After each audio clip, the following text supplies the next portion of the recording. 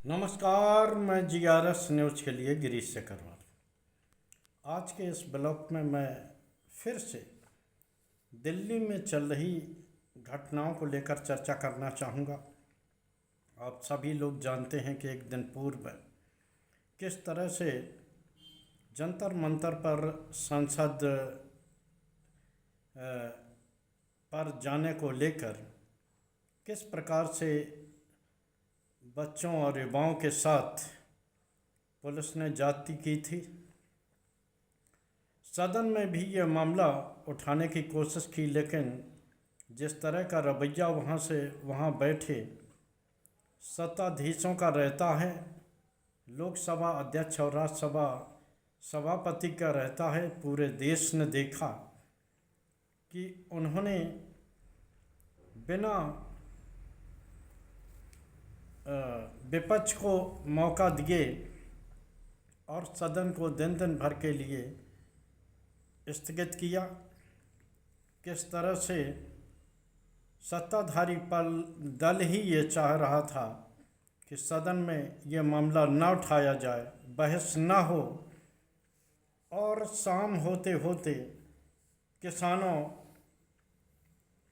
के बाद रात में इसका समापन राहुल गांधी और सांसदों के प्रधानमंत्री आवास के समीप धरने से हुआ। उन लोगों को भी उसी तरह उनके साथ व्यवहार किया गया जिस तरह का व्यवहार एक दिन पूर्व छात्रों के साथ हुआ था। सांसदों को भी घसीटा गया। राहुल गांधी तक को चोट आने की खबर है। वीडियो में भी ये देखा गया कि किस प्रकार उनके नाक से खून बह रहा है। खैर, आज का वीडियो मैं इन घटनाओं पर चर्चा करके आपके समय को बेकार जाया नहीं करना चाहता। जब कोई आंदोलन दिल्ली में चलता है तो सरकार जो सत्ताधारी दल होता है और जो उसकी पोषित मीडिया होती है, उसका एक ही तरह का नरेटिव होता है कि इस आंदोलन को बदनाम किया जाए। सबसे बड़ा आंदोलन जो मोदी काल में चला था वो किसानों का था, जो लगभग एक साल से ज़्यादा चला। उस पर चर्चा करने के बजाय उसकी पोषित मीडिया इस बात पर चर्चा कर रही थी कि देखिए किस प्रकार से किसान एसी में पड़े हुए हैं, कूलर में सोते हैं, किस तरह से पिज्ज़ा और बिरयानी खा रहे हैं और किस तरह से ऐश की ज़िंदगी जी रहे हैं। और गोदी मीडिया भी इस तरह के वीडियो खूब दिखाता था। प्राइम टाइम में भी इसी बात को लेकर बहस होती थी। कभी भी बहस किसानों की समस्याओं को लेकर हुई हो, ऐसा मेन स्ट्रीम मीडिया में तो नहीं दिखा। आप लोगों ने अगर देखा हो तो निश्चित तौर पर हमारा भी ज्ञान अर्जन करने की कोशिश करें। खैर, उसी तरह की और ये तक आरोप उस समय लगे थे कि इन लोगों को कुछ देश विरोधी ताकतों से फंडिंग हो रही है। इसके लिए किसानों को खालिस्तानी और देशद्रोही भी बताया गया था। खैर, सत्ता का जैसा चरित्र होता है वही चरित्र इस बात भी होता हुआ दिखाए कि जब बच्चों पर लाठी भांजने वाली पुलिस और उनकी वो पुलिस जो कि सरकारी नहीं है, उस पर भी सवाल अब खड़े हुए हैं कि आखिर वो कौन लोग थे जो पुलिस के साथ रहकर सिविल ड्रेस में बिना नेम प्लेट लगाए हुए और छात्रों पर लाठीचार्ज कर रहे हैं। हालांकि सरकारी फोर्स भी अपनी नेम प्लेट नहीं लगवाए था, जिससे कि उनकी पहचान न हो सके और भविष्य में अगर इस लाठीचार्ज में कोई फंसता भी है तो उनकी पहचान न हो पाए। खैर, मैं यहाँ बात कर रहा हूँ कि आखिर जंतर मंतर पर चलने वाले धरने की फंडिंग कौन कर रहा है। कल जंतर मंतर पर जिस तरह से एक दिन पूर्व आप लोगों ने देखा होगा किस तरह से पूरे जंतर मंतर को उजाड़ दिया गया था, यहाँ तक कि उनके तरपाल आदि भी फाड़ दिए गए थे और बार बार पुलिस पर जंतर मंतर खाली करने की चेतावनी छात्रों को दे रहा था। लेकिन जिस तरह से छात्रों ने वापसी की और उनके सहयोग में दिल्ली ही नहीं, देश के तमाम प्रांतों से अनाम और अजाने लोगों ने उनके खाने पीने की मदद की। गुरुद्वारों ने अपने कमरों को खोला, अपने लंगर को खोला। हालांकि मैं बताऊं, कोई भी आंदोलन हो, बंगला साहब गुरुद्वारा एक तरह से ऐसे लोगों का हमेशा से एक तीर्थ रहा है और आगे बढ़कर जिस प्रकार से उन्होंने वहाँ पर आने वाले असहाय और कमज़ोर वर्ग के लोगों की मदद की है, रहने खाने इलाज आदि में, वो निश्चित तौर पर काबिल तारीफ़ है। लेकिन देश के ऐसे अनाम लोग जिन्होंने कि भी अपने मोबाइलों पर पुलिस की तानाशाही देखी, सत्ता का हेकड़ीपन देखा, ऐसे लोग आगे आ गए और उन्होंने इन लोगों की मदद करनी शुरू कर दी। जंतर मंतर पर जो लोग भी प्रदर्शन में शामिल थे, बैठे थे, उनको सहयोग देने आए थे, उनको पेट भरने के लिए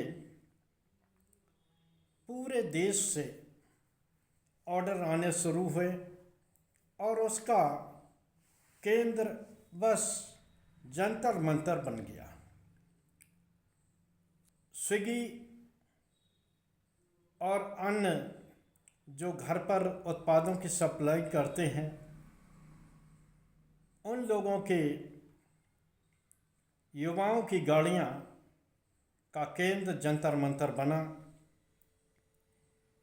और जिस तरह से ऑर्डर तो हो रहा था, पेमेंट तो हो रहा था, इसका पता भी लग रहा था कि आखिर कौन लोग हैं जो ये मदद कर रहे हैं, लेकिन ये किसको दिया जाना है ऑर्डर, इस बारे में सिर्फ और सिर्फ एक जानकारी दी जा रही थी कि जो भी जंतर मंतर के अंदर बैठे हों या उसमें प्रोटेस्ट में शामिल होने आए हों, उनको ये भोजन उपलब्ध करा दिया जाए। यहाँ तक भी देखा गया कि दिल्ली के भी लोग अपने झोलों में जो जंतर मंतर पर प्रोटेस्ट को देखने आए थे, उन्होंने भी अपने झोले में बिस्किट, खाने पीने के खाद्य सामग्री और पानी की बोतलें डाल रखी थी। इस तरह के दृश्य भी देखे गए।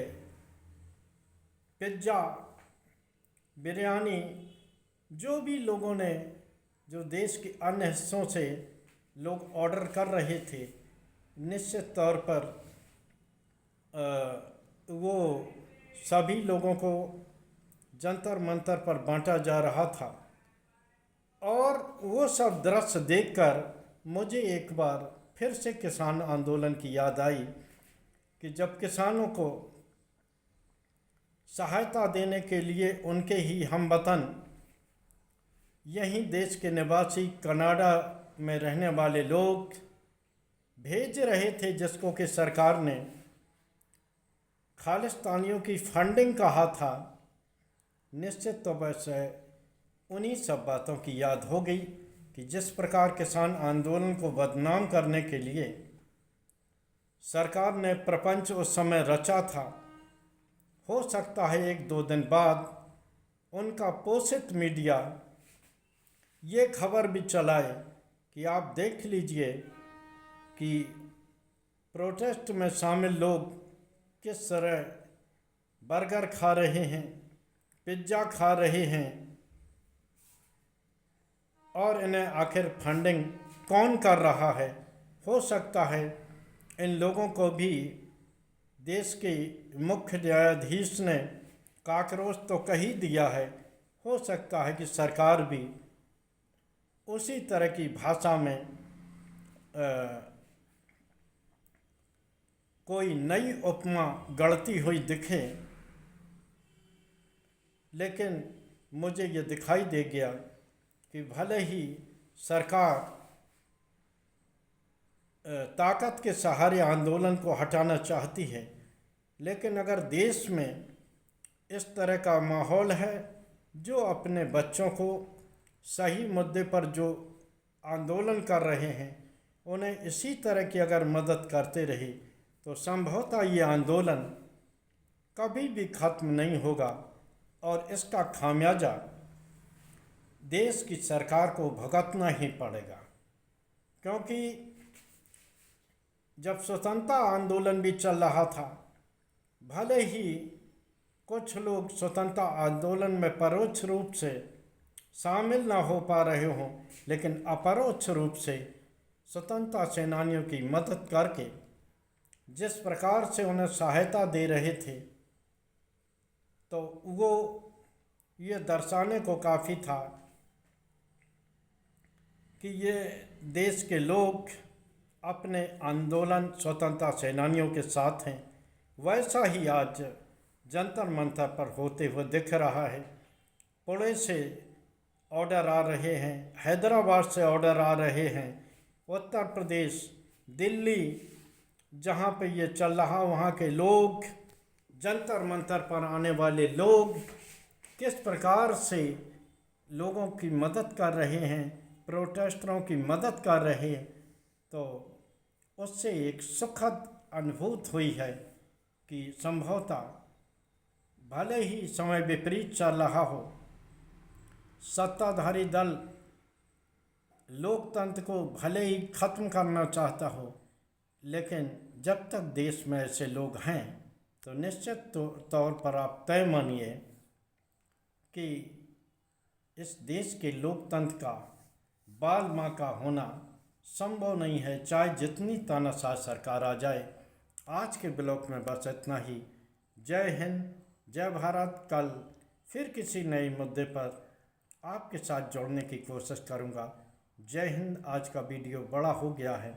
आप लोगों से निवेदन है कि कृपया समय निकालकर इस वीडियो को ज़रूर देखें, छोटे से चैनल को प्यार दें, अच्छा लगे तो इस कंटेंट को अपने दोस्तों को भी शेयर करें और उन लोगों के पास भी भेजें जो कि हर आंदोलन को देशद्रोहियों का आंदोलन बता देते हैं।